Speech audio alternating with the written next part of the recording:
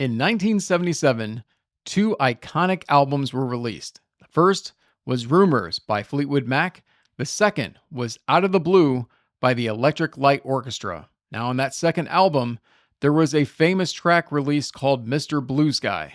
And during that track, there is a cowbell-like sound that is associated with that track. That sound is actually drumsticks hitting the side of a fire extinguisher. Now, what in the world does that have to do with today's IEM that we're going to talk about? Well, keep watching to find out.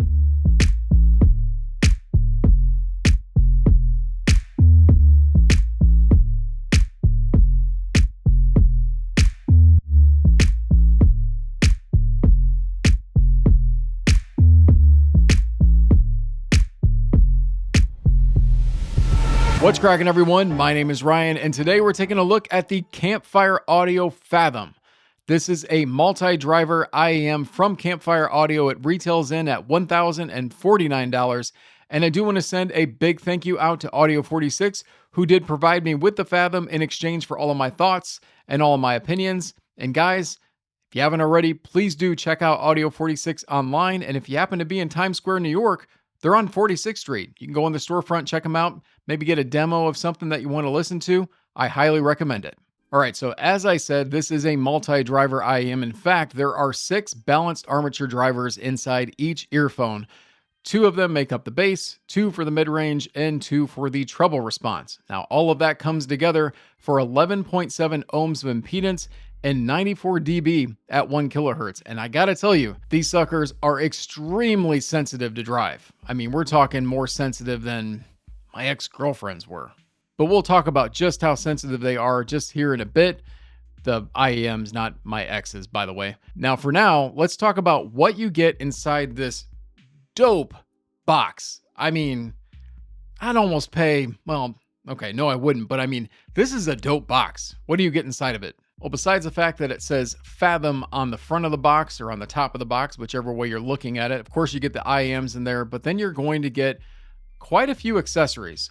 First thing is you are going to get this leather case here, which it has these 2 magnets that will hold it shut. You can store your cable on one side. You can store the IEMs in this pouch on the other side.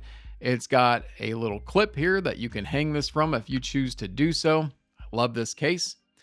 You're also going to get a black mesh case as well. Now, this black mesh case can house your accessories, but they can also house the IEMs if you choose to do so.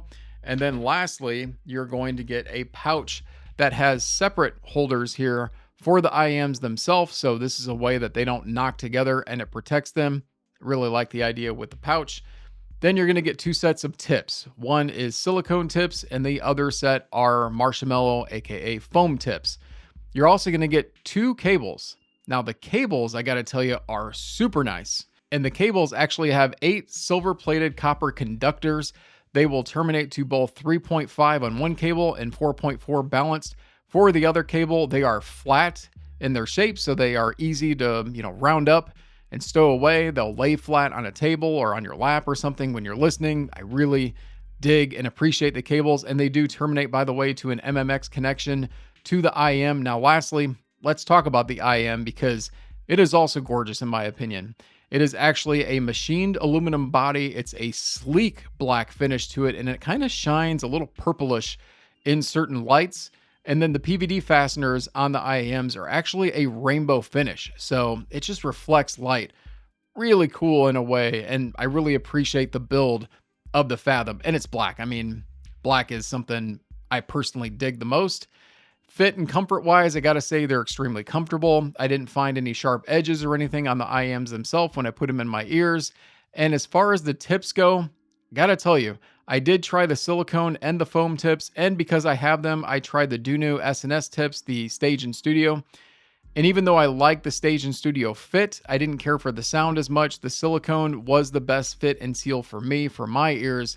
The foam just didn't quite do it for me, but your mileage is gonna vary with that, as well as the sound quality. Now, lastly, before we get into the sound, I do want to talk about the amp pairings that I did with the IEMs because, as I said, these are extremely sensitive and picky. On my desktop amps, such as my Cayin HA-3A or my Cayin IHA-6, now the HA-3A is a tube amp. That was a no-go. The IHA-6, that was a no-go. There was way too much noise with these IEMs. However, on my portable Cayin RU7, yeah, that was the sweet spot. That was a fantastic pairing with these IEMs. And it even worked okay on my Schiit Magni Unity and my Schiit Midgard. I will say, on the Midgard, I barely moved that volume pot. I mean, we're talking maybe 9 o'clock if I was lucky for a loudness. And then with the Magni Unity, because it has that -10 low gain, that was nice. I was able to get a little bit more volume control out of that, but still I preferred the Cayin RU7 the most. Now, I didn't personally try this, but I have been told that if you have something like an IFI IE match adapter cable, that will lower your dBs of a, desktop amp or something you plug it into, whether you're going the 4.4 or 3.5. And I have heard that that can help with noise issues with sensitive IEMs such as these, because these are extremely sensitive. But with all that, guys, let's talk about the sound profile of the Fathom. Right, and so what I can tell you, starting from kind of a low to high in a traditional sense for the frequency response, these have a really nice sub bass extension. They do roll off deep into the sub bass, I would say, but they give you plenty of information there. It's not overly thick or overly rumbly or boomy or anything like that. It's just a solid and fast response. As we get into that mid bass, probably to even the lower mid range, I do feel like there's a bit of a hump or a boosting into that range. Definitely hear that. As we go further into the center of the mid-range, the meat and bones, I feel like somewhere in there's a little bit of a scooped out nature to it, but then it picks back up as we get into the vocal regions, and these do an excellent job of vocal reproduction and giving you a good sense of a vocalist. And then as we get into the treble, I do find peaks of some piercing treble every now and then that kind of gives you a little bit of spiciness every now and then, but it's also a very pleasant spiciness, if that makes sense, which I will try to make sense of that as we go into this in a little further details. Really quick here, guys, if I can grab your attention, please like the videos and subscribe to the channel, as I am trying to get to 5,000 subscribers by the end of 2024. I also have a Patreon if you'd like to support the channel in that way. I would highly appreciate that. All right, and so we're going to kind of rewind this back and start again with that low end, and I want to give you a couple of track examples here that kind of work in hand. And first one is going to be Limit to Your Love by James Blake, and the second one is going to be Drum Solo by Gojira. Now, both of these kind of do the same thing at different points of the frequency response, and that is they are very fast-paced hitting songs. Limit to Your Love is deep into the sub-bass, and it does have that almost vibrating type bass that will kick through around the 1 minute mark of the track. Whereas Drum Solo is going to be more into that lower mid-range that I talked about, but both of them are very responsive. And if you have a driver that is fast on that response, it will sound excellent with these tracks. And the Fathom sounds excellent with both of these tracks. I mean, you want to talk about something that attacks on a note and then has fast release.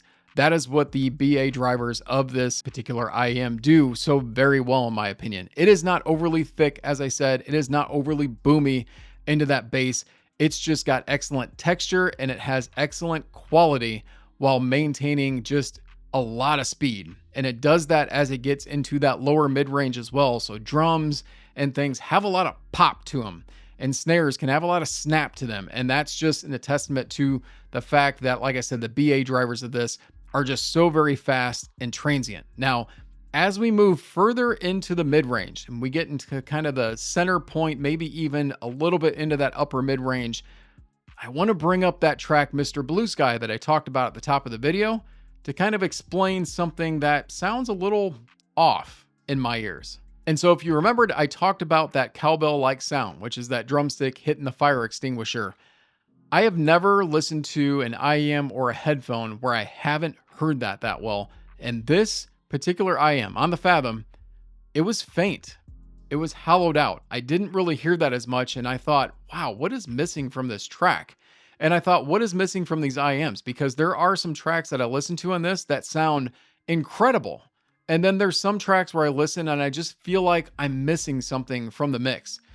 And that's what I discovered. When I listen to Mr. Blue Sky, I'm like, that's it. That's what I'm missing. It's that sound. It's wherever that hits and that frequency response, which I think is somewhere around 1,000 hertz, but don't quote me on that. I'm not a measurement guy, but I do think it's somewhere around there for that cowbell-like sound, that it's just faint and a little bit scooped out. Now, the interesting part about that is I still get a lot of detailed information out of this. I think the resolution is excellent with this IM. I think the drivers, do their thing there, at least with that part of it. But yeah, that clang clang sound, I mean, it's like Rocky, ringing the bell to start a round. I just don't hear it as well on this IM to kind of point out what I feel like is missing at times from it. Now, as we progress that further into the upper range, I can tell you treble, I think the treble responsiveness is very good. I do think it gets a little piercing at times and can get some peakiness, but when I listen to my favorite blues music, I gotta tell you, I don't feel like any of that music has pierced my ear or been a little bit too stabby. I don't feel like metal music has been that way either. I do feel sometimes like I'm missing out a little bit, like I talked about, but there are times where those S's and T's are a little bit too pronounced and definitely feel a little bit of sibilance. Patricia Barber is one that she's a good one to test. I definitely feel a little bit of sibilance on her voice with this IM, but I don't think it's terrible. If you're sensitive to it, you're going to hear it, but I don't think it's enough to where it just, that's all you pay attention to type thing. In fact, I don't really want you to hear it from me anymore. I want to bring on my wife, Bri, to kind of tell you her take on the Fathom, because we are doing a series called Hi-Fi for Bri. I'm going to link it up here somewhere. She's trying to piece together a hi-fi system for herself. IEMs is her choice, and any chance I get to let her listen to some IEMs, I'm going to do it, and I'm going to get her impressions. So with that, here's Bri to tell you what she thinks. Hi guys. So my experience with the Fathom, I thought it had really great vocals, great instrumentals. I felt like I had a good enough bass to it. I felt like it hit kind of like where I would expect it to. However, I wasn't super wowed by it. At other times, I would listen to other genres, and I almost was left kind of confused by it. And do you think that had anything to do with the recordings, like pop music to maybe non-pop music recordings? yeah, so I do think that. I do think that on some of the more poppier songs, because I listen to a lot more singer-songwriter stuff, those singer-songwriter were great. When it came to pop music, yeah, I definitely feel like it wasn't hitting or evoking the same kind of feelings that I was looking for in it. So it was definitely interesting to have that varied experience with it. And with that, I just want to drop my plug. Make sure to check out our Hi-Fi for Bri series, and back at you, Ryan. So one last thing I do want to know is on stage and imaging and things. As I said, I think these really pair well with live music. I do want to give you a recommendation. That is Alchemy by Sayce. Now, I recommend this one because it feels like a smaller venue. You kind of are in the point of view of the audience because you're hearing them kind of right in front, and then you're hearing the band performing out on the stage, and everything is echoing off the walls so precisely well, and just feels like you were there experiencing that live performance. It was an excellent listen on the Fathom, and one I highly recommend. All right, hopefully you enjoyed this video. If so, please smash that like button.